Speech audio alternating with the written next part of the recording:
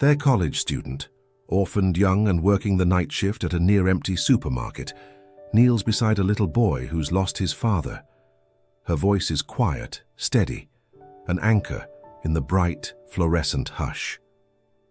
She doesn't know that the child's father is watching from the shadows, a solitary millionaire long resigned to loneliness, his heart sealed shut by betrayals too old to name. But then, the boy wraps his arms around her, just a small hug, clumsy, trusting, and something shifts. Sometimes a single gentle moment is all it takes to begin a family. Do you believe that? It was one of those nights when the rain felt heavier than usual, not just in the sky but in the air. The kind of night where even the neon lights of the grocery store seemed to hum with a sleepy melancholy. Somewhere on the outskirts of Austin, Texas, nestled in the quiet lull of suburbia, a grocery store stayed open late. The parking lot glistened with puddles. Inside, shelves stood in obedient rows under cold fluorescent lights. Sophia moved through the aisles with practiced calm. She was 24 years old, a college student with tired eyes and a tender heart, working the night shift to cover tuition and rent. Her dream: to become an early childhood educator, to hold the hands of small humans and show them that this world, even with all its cracks, could still be gentle. She stocked applesauce jars, checked expiry dates, wiped down shelves, with the slow rhythm of someone used to long hours. At that moment, she wasn't thinking about anything special, just trying to finish her shift, just trying to make it to the next day. The store was mostly quiet, save for the occasional beep of a scanner or the soft squeak of a cartwheel. But then, cutting through the hush, came a sound that made her freeze. A child crying, not whining, not fussing, crying. The kind of cry that rises from the chest, like a storm in a small body. She dropped the cloth she was holding and walked quickly toward the sound. The candy aisle. That's where she found him. A little boy, maybe 5. Soft brown curls stuck to his forehead, red cheeks, trembling lip. His tiny fists clenched the air helplessly as he stood surrounded by bright wrappers and shelves far taller than him. Lost, frightened. Sophia crouched down slowly, careful not to startle him. "Hey, sweetheart," she said gently, her voice a soothing whisper beneath the rain pattering on the rooftop. "Are you okay?" The boy hiccuped through his sobs. I lost my daddy." She felt a tug deep in her chest. Something familiar, something personal. "It's all right," she said, pulling a small cookie from the side pocket of her apron. "Would you like a snack while we find him?" He nodded shakily, reaching for the cookie with both hands. His tears didn't stop immediately, but they slowed. That was enough. Sophia sat there with him, right there on the cool floor of the grocery store. Just a girl and a crying boy, sharing silence and crumbs. She asked for his name. "Max," he said. "Hi, Max," she smiled. "I'm Sophia, and I promise we're going to find your daddy, okay? You're not alone." What Max didn't know was that she had said those very words once before, to herself. In the quiet halls of a foster home, under the scratchy covers of a stranger's bed, she had whispered it again and again until it almost felt true. She stood, holding Max's hand, and led him toward the front desk to report the situation. Her heart full, her steps careful. What she didn't see, what she couldn't see, was that someone was watching. From the far end of the cereal aisle, a man stood still as stone. Nathan.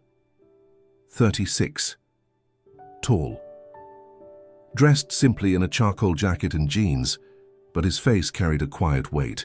He watched Sophia kneel down beside his son with such gentle grace, watched the way she offered a cookie not just as a treat, but as a bridge to calm, to safety, and his eyes stung.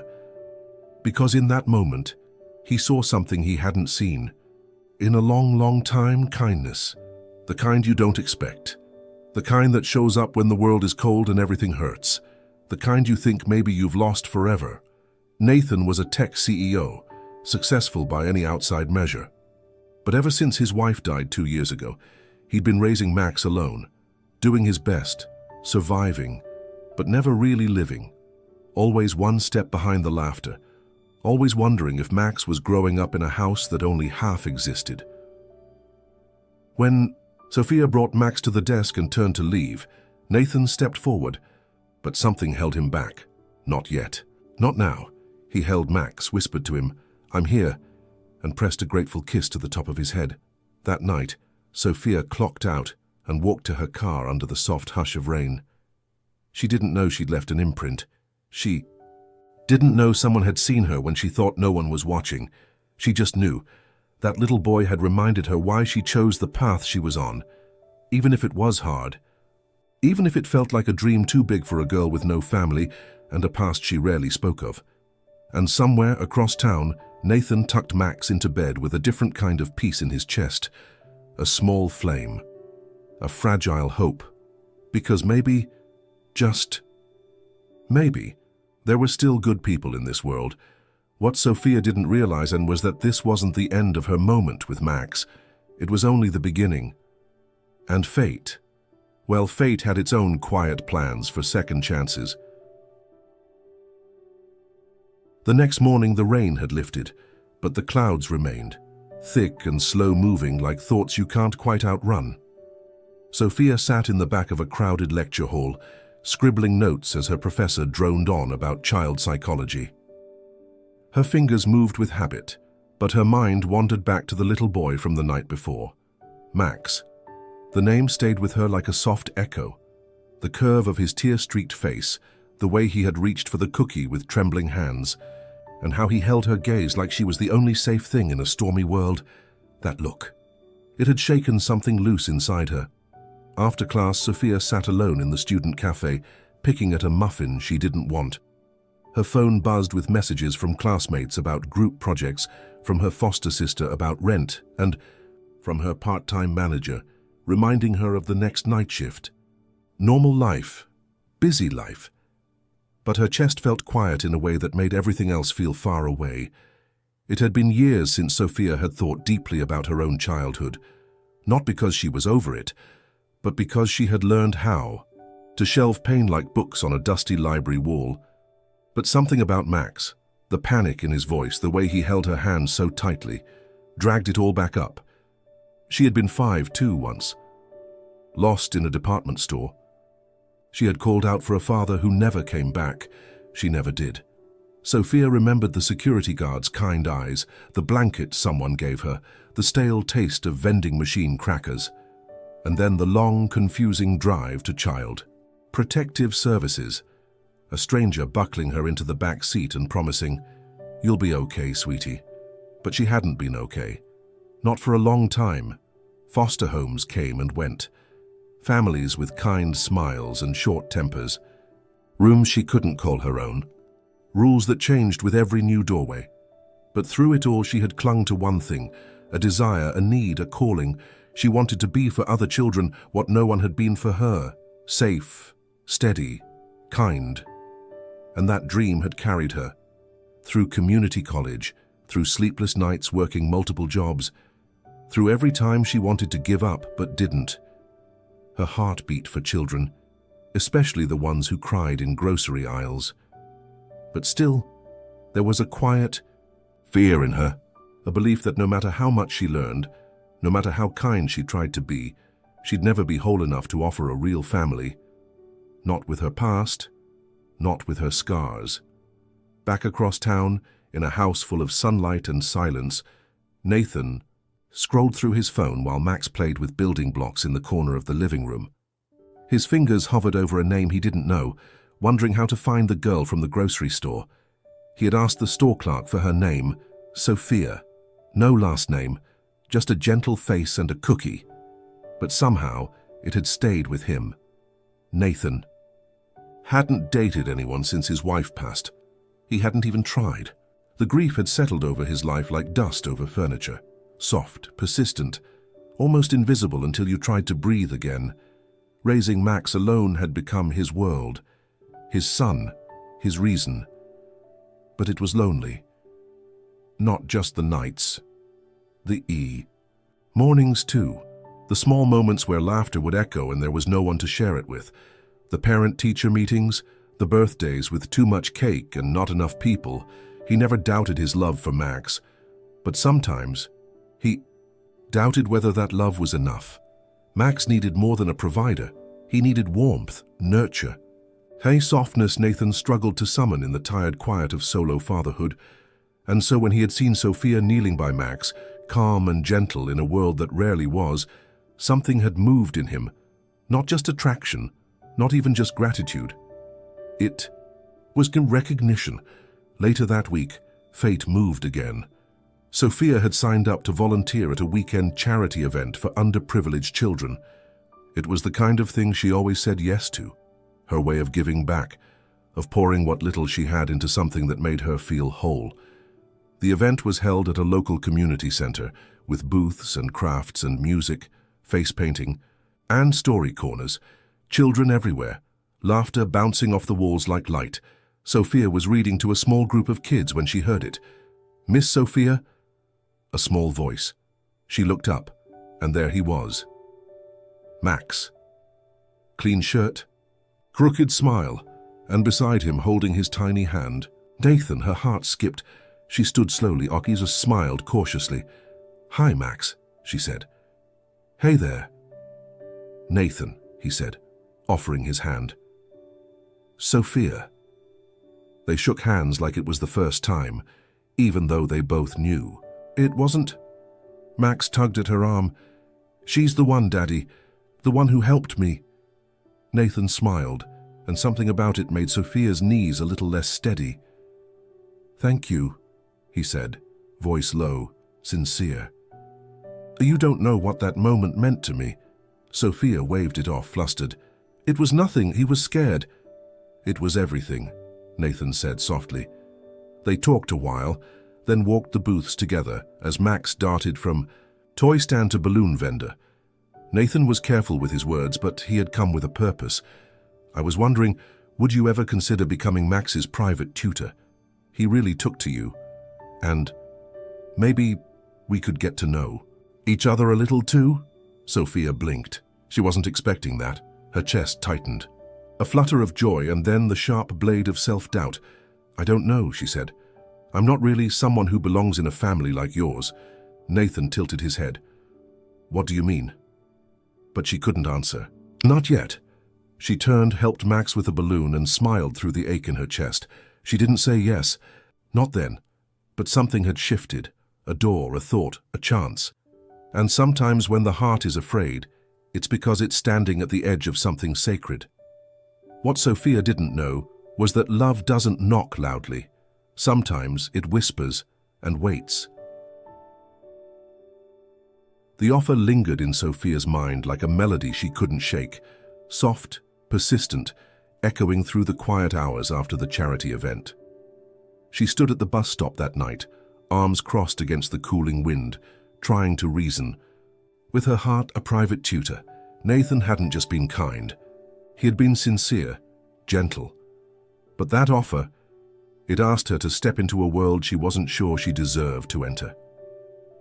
As the bus rumbled through the dim streets of Austin, she pressed her forehead to the cold glass and watched the city pass in blurs of amber light. She thought about Max, his eyes, his laughter at the charity event, the way he held her hand again, like it was the most natural thing in the world. He had said, "I missed you," like they were already. Something familiar, she smiled, then frowned. Sophia had learned how to live behind walls, not the kind made of brick, but the kind you build after too many disappointments. Hers were tall and carefully stacked, built of foster homes and broken promises, built of the letters she wrote to a mother who never wrote back, built of nights curled up with a blanket, whispering to herself, "It's okay, you're okay." When you grow up feeling temporary in every room you enter, you stop believing you're meant to stay anywhere. And now, this quiet, unexpected opportunity had placed itself at her feet, not just to teach a sweet boy, but to be seen, to be welcomed, maybe even loved. She wasn't sure she could bear it. The next morning she stood in front of her bedroom mirror, brushing out her hair with mechanical motions. Her phone buzzed. A message from Nathan. No pressure, just wanted to say thank you again. Max keeps talking about you. Says your story voice is the best in the world. Hope you have a beautiful day. She stared at the screen. Small warmth flickered beneath the fear. Later that week, Sophia visited the daycare center where she volunteered on Thursdays. It was part of her early childhood education program, a place where she felt truly herself. She knelt on foam mats with toddlers, built block towers, and read Goodnight Moon 3 times in a row without complaint. It was here she felt most at home. Not because it was safe, but because these children didn't expect perfection. They didn't care about your past. They cared that you listened, that you saw them. Mid-morning, as she handed out juice boxes, her mentor, Miss Delaney, pulled her aside. "You've got a gift," the older woman said. "Children trust you. They calm down around you like you carry stillness with you. You ever think about nannying or private tutoring?" Sophia blinked. "Actually, someone asked me that just this week." "Then what's stopping you?" Delaney asked, folding her arms. Sophia hesitated. "I don't know if I'm qualified for that kind of life. Not just the teaching, the home part." Delaney looked at her for a long moment. "You think love has a checklist?" "I think love has a memory," Sophia said quietly. "And mine's kind of broken." Delaney softened. "Sweet girl, love doesn't need a perfect past, just a present that's willing. You forget most people are carrying something. But when you choose to show up anyway, that's what makes you family." The words stayed with her. That night she couldn't sleep. She paced her small apartment, the floor creaking beneath her bare feet. Max's voice echoed in her head. "I missed you." That soft, innocent phrase chipped away at the walls around her heart. And then she made a decision. The next morning she called Nathan. He picked up on the second ring. "Hi," she said, voice trembling with nerves. "I've been thinking about the offer. About Max." A pause. Hope stirred in his silence. "I'd like to meet again. Not to say yes. Not yet. But maybe to try." Nathan exhaled. Relief, warm and real, colored his voice. "That's more than I hoped for. Thank you, Sophia." They met a few days later at a quiet coffee shop near the park. Max ran to her, arms flung wide, and she caught him mid-air without even thinking. Her heart opened just a little more. They talked over cocoa and quiet laughter. Nathan asked about her classes. She asked about Max's bedtime routines, his favorite books. The conversation flowed easily, with soft pauses and shared smiles. And for the first time, Sophia looked into Nathan's eyes and saw something she recognized. Loneliness, not the sad, cold kind, but the kind that gently said, "I'm trying too." She learned about his wife, about the cancer that took her so quickly. It felt like a bad dream he hadn't quite woken from. He told her how Max sometimes stood at the window, watching the wind, and asked if heaven had curtains. Sophia listened, not just with her ears but with her heart, because she knew what it was to long for someone who never came back. She told Nathan about the foster homes, the good and the bad, about the way some birthdays came and went without a single card, about how her dream of becoming a teacher wasn't just about work but about healing the child she once was. Nathan reached across the table, just lightly, just enough. "I see you," he said. And for once, Sophia didn't flinch. That night as she lay in bed, the world felt quieter. Not because her fears were gone, but because something stronger had begun to rise. Hope. Sometimes the bravest thing isn't falling in love, it's believing you might deserve it. But fate wasn't finished. Because soon, Max would speak a sentence that would change everything. It was the kind of morning that whispered possibility, sunlight pouring through tall windows, the scent of pancakes and maple syrup curling through the air. Sophia sat cross-legged on the carpet of Nathan's living room, helping Max piece together a jigsaw puzzle shaped like a castle. His giggles filled the room like music, soft, sweet, unburdened. This was her second week tutoring him. Twice a week, 2 hours each visit. It wasn't a formal job yet, not really, just a tentative rhythm. a gentle stepping stone. Nathan worked in the next room, door open, occasionally glancing over at the two of them with a smile that didn't need to speak to be felt. Sophia still had her doubts, tucked into the quiet corners of her heart. She told herself she was only here for Max's learning, that this wasn't the beginning of something bigger. She told herself love was too grand a word for someone like her, but there was warmth here, real warmth. Max dropped another puzzle piece into place and looked up at her. "You're really good at helping me," he beamed. Sophia chuckled. "Well, you're really good at being smart." He paused, lips pursed in serious thought. "You know, I wish you were my mom." The world stilled. Sophia's hands froze above the puzzle box. Her breath caught. Max said it like, it was the most natural thing in the world, not a request, not even a question. Just a quiet, honest hope from a child who had found safety. Tears pricked the edges of Sophia's eyes. She blinked them away quickly, but her heart cracked open in a way that felt permanent. "Oh, Max," she whispered, voice caught between a laugh and a sob. She pulled him into her arms.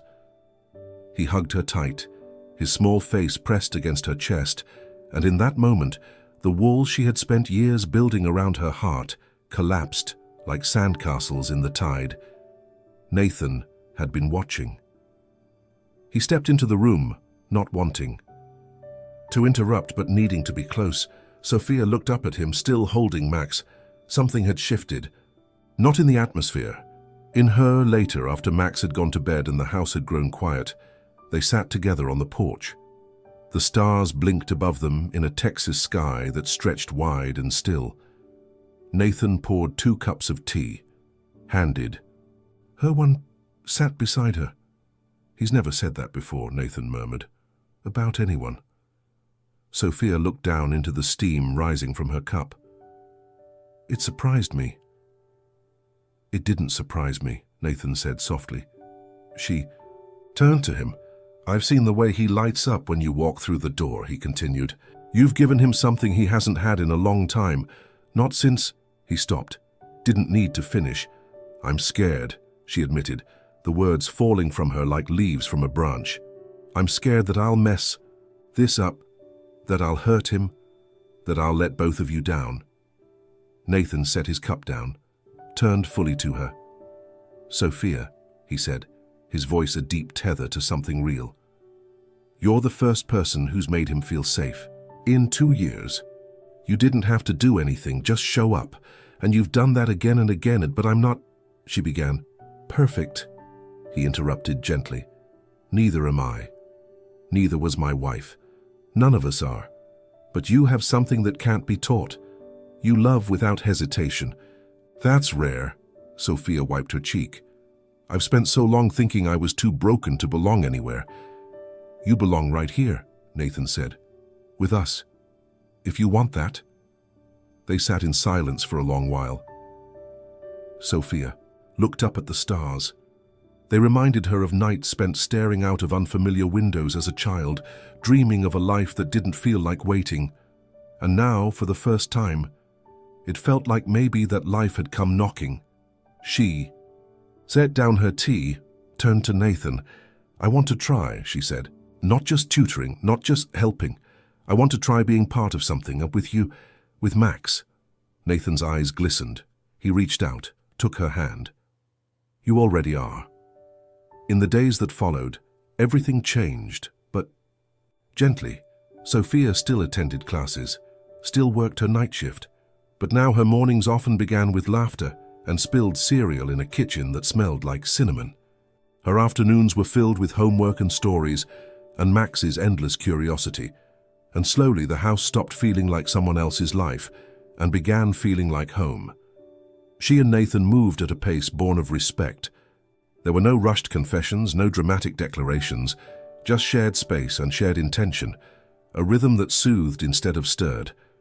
One evening, Max drew a picture with crayons and held it up proudly. "This is our family." He beamed. It was childlike and crooked, stick figures with big smiles.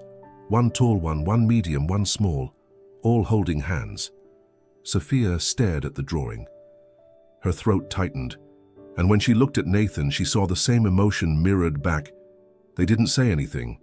They didn't have to.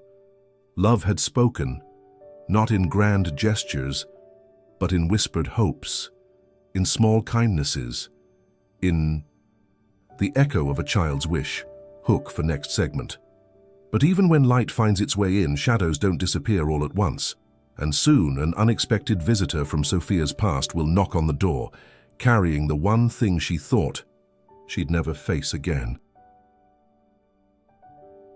The days grew longer, and with them came the slow bloom of spring. Morning light warmed the edges of Nathan's home, and laughter became the soundtrack to Sophia's new rhythm. Each visit became less about tutoring and more about belonging. Max would wait at the window, face pressed against the glass, the moment he knew Sophia's car pulled in. She'd barely closed the door before he'd be running, arms wide, shouting, "Sophia's here!" And each time Nathan would watch from the porch with a heart that quietly whispered, "Thank you." The wounds he carried from losing his wife were still there. Grief doesn't vanish, but now they lived alongside hope. For the first time in years, there were 3 plates on the table, 3 chairs filled, 3 hearts slowly aligning in the delicate dance of becoming a family. Sophia felt it too. Not as a rush, not as a whirlwind, but as a quiet, unfolding. And yet deep inside her, a small voice still murmured, the one she thought she had silenced, the one that whispered, "What if it doesn't last?" That whisper became louder one cloudy Thursday. Sophia had just finished helping Max build a model solar system out of styrofoam and string. They were laughing about the way Pluto kept falling off when the doorbell rang. Nathan glanced up from his laptop. "I'll get it," he said, rising. Sophia sat back on her heels, brushing paint flecks from her hands. But when she heard Nathan's voice shift into something guarded, something uncertain, she turned. She couldn't see the door, but she could hear it open. Hear the brief silence. Then Nathan's voice. "Sophia." She stood, walked toward the hallway, puzzled, and then she froze. Standing in the doorway was a man Sophia hadn't seen in over a decade. Older now, thinner. His eyes less wild, his lips trembling with something unspoken. A ghost given breath and skin and shape. Her father. "Sophia," he said, almost a whisper. "You look just like I imagined." Everything in Sophia's body went still. Her fingers curled into her palms. The walls that had taken so long to fall began to rise, brick by shaking brick. What are you doing here?" she asked, her voice low, clipped. Nathan stepped aside, sensing the tension. I reached out to the foster office," her father said. "Asked if they knew where you were. I've been trying to change." Sophia's laugh was bitter, sharp. "You've been gone for 19 years. "I know," the man said quickly. "I know I have no right to ask for anything, but I just wanted to see you, just once. I've been clean for 5 years. I go to meetings. Sophia shook her head. "I don't know what you want from me." "I don't want anything," her father said, stepping forward. "I just wanted to tell you I'm sorry. For leaving, for not coming back, for everything." Max peeked out from behind the hallway. He could sense something had changed. Something heavy had entered the house. Sophia turned to Nathan. Can you take Max into the other room?" Nathan nodded. Without a word, he scooped Max up gently and disappeared down the hall. The door closed softly behind them. Sophia looked back at the man who had once been her world, and then nothing at all. "You have no idea what I went through," she said, voice shaking. "No idea what it felt like to wait for you, to believe maybe you got stuck in traffic. Maybe you forgot your wallet. Maybe you still wanted me." Tears streamed down the man's face. I did want you. I was too broken to hold anything, especially you. I was a child," Sophia said, "and I had to carry the weight you left behind." Silence stretched between them. Sophia's body ached with the weight of 1,000 unsaid things, and then softly she asked, "Why now?" Her father exhaled. "Because I finally love myself enough to look for the people I hurt. And you You were the one I hurt the most." Sophia looked down, her throat burned. Part of her wanted to scream. Part of her wanted to slam the door and pretend this never happened. But another part, the smallest, most fragile part, just wanted to understand. She didn't forgive. Not then. But she didn't turn away either. "I'm building something here," she said quietly. "With people who trust me, with a child who sees me. And I don't know if you being here helps or hurts that." Her father nodded. "I understand. I just wanted to say I'm sorry and that I'm proud of you. You've built a life that matters." Sophia didn't cry. Not yet. But her heart felt like it was learning how to stretch in a new way. A painful, unfamiliar way. They stood for a moment longer. Then her father stepped back. "If you ever want to talk, I'll be in town for a while." "I left my number." "With your friend." He turned, walked down the steps, and disappeared into the mist. Sophia stood in the doorway, the weight of her past heavy on her shoulders. But for the first time, it didn't feel like it had to define her future. Later, when Max was asleep, Nathan joined her in the kitchen. "You okay?" he asked gently. She nodded. "I think so. It's strange. The person I waited my whole life for showed up, and all I could feel was ready to keep going without he." Nathan smiled softly. "That's not weakness, Sophia. That's strength." She looked up at him. "What if I'm not who Max thinks I am? What if I can't be enough?" Nathan reached for her hand. "You already are, not because you're flawless, but because you stayed, because you show up." And just like that, the shame she thought would return with her past began to dissolve. Sometimes healing doesn't mean forgetting, it means choosing. To move forward anyway, hand in hand with those who see your scars and still call you beautiful. Because soon Sophia would face the most important question of all, not about her past, but about her future. The days that followed felt different, not heavier, not lighter, just clearer. Sophia moved through them as if the fog had finally lifted, as if the echo of her father's voice, however painful, had given her permission to stop running from who she was. She didn't know if reconciliation was in the cards, but she did know this. She was done letting her past write the ending to her story. One Sunday morning, with the sun soft on her shoulders and the smell of breakfast wafting through Nathan's kitchen, she sat with Max at the table coloring while Nathan flipped pancakes nearby. "I made a rocket," Max said proudly, holding up a page filled with streaks of red and blue. "It's going to the moon," Sophia smiled. "You know what I think?" "What?" "I think you're going to change the world, Max." He grinned, big and uninhibited, and said, "You help me fly." Nathan glanced over from the stove. Their eyes met. And in that gaze, deep, slow, tender, Sophia saw it. Not just affection, home. Later that afternoon, while Max napped curled on the couch, Nathan stepped out to the backyard where Sophia stood barefoot in the grass, face lifted to the breeze. He walked to her slowly, his hand brushing hers. "I've been thinking," he said. She turned to him, heart quietly alert.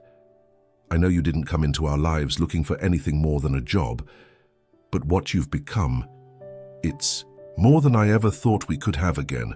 Sophia looked down, eyes soft with emotion. "I didn't expect this either." Nathan took her hand fully now. "I've seen you fight your fears. I've seen you face your past. And I've seen the way Max looks at you. Like you're the sun." Sophia smiled through the tears building in her eyes.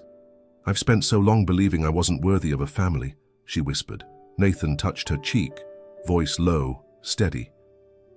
"Then let me tell you something you can believe. You are. Not because you're perfect, but because you love like it's the only thing that matters." A tear slipped down her cheek. He caught it with his thumb. "I love you, Sophia." She let out a shaky breath. "You mean that? I've never meant anything more." She looked back toward the house, toward the child sleeping in peace, in safety, and everything inside her finally, fully aligned. "I love you." And there it was. Not a fairy tale ending, but something real, earned. Built brick by beautiful brick. Over the next few months, the three of them carved out their own kind of family. Sophia officially moved into the spare bedroom, though it didn't stay spare for long. It filled with her books, her laughter, her warmth. They built routines, breakfasts full of silly jokes. Homework time turned into dance parties, evenings with cocoa and storybooks, and the sound of a child's world made whole again. Sophia returned to the daycare, this time as an intern. Her professors noticed the shift in her, more confidence, more fire. She wasn't just surviving anymore, she was becoming. One morning, Max bounded into the kitchen, a crumpled drawing in hand. "This is us," he beamed, "and I put a heart around it. That means forever." Sophia knelt, holding the drawing close, a forever she had once thought she didn't deserve, now written in crayon. One Saturday in early spring, Nathan planned a picnic. Just the three of them. A quiet field, a blanket, and the smell of wildflowers. As the sun dipped low on the horizon, he turned to Sophia and took her hand once more. "I want to ask you something," he said. Her heart caught again, but not in fear. He pulled a small box from his jacket. Inside a ring, simple, elegant, timeless. "I know we've both lived hard lives. I know we're still healing, but I don't want to wait for perfect. I just want real. Will you build this life with me?" Sophia's eyes filled. "Yes," she whispered, the word a prayer. "Yes." "And Max?" He cheered so loudly the birds flew from the trees. In the end, it wasn't about a perfect love story. It was about a woman who thought she was too broken to belong, and a man who believed his chance at love had died with the woman he once lost. It was about a boy who wished for a mother, and somehow in the quiet aisles of a grocery store found someone who carried the same ache he did and chose to stay. Together they weren't flawless, but they were brave. They learned that healing doesn't come all at once.